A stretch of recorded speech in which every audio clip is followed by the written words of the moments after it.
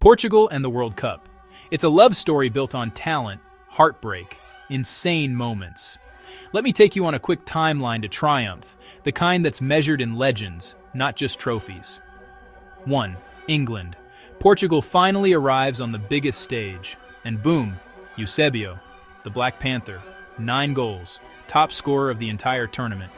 He drags Portugal from 0-3 down to beat North Korea 5-3. They finish third, not champions, but they owned the spotlight. Then, silence. For 2 decades, qualification was a mountain. 1. Mexico. Portugal is back. But the Saltillo affair derails everything. Group stage exit. A reminder. Talent needs trust. Fast forward.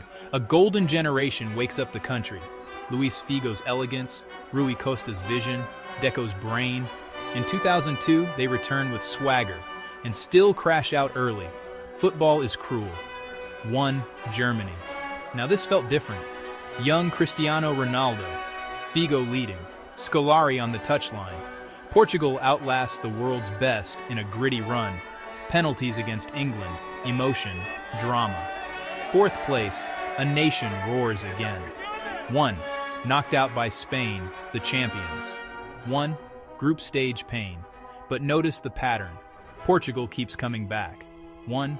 Ronaldo writes one of the greatest World Cup performances ever. A hat-trick against Spain.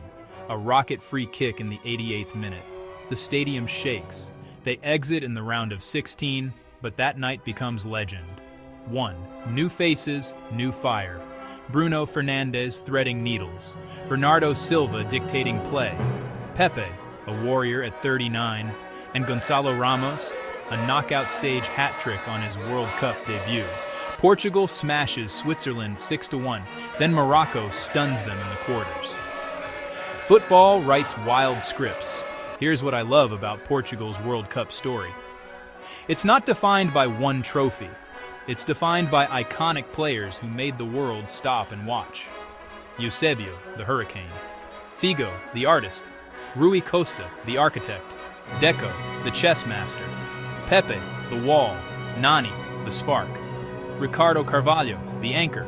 Fernando Couto, the anchor.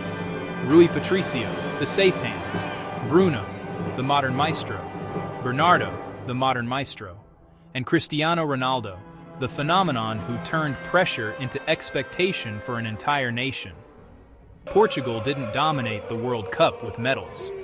They dominated our memories with moments, with style, with flair, with a belief that any game could explode into magic.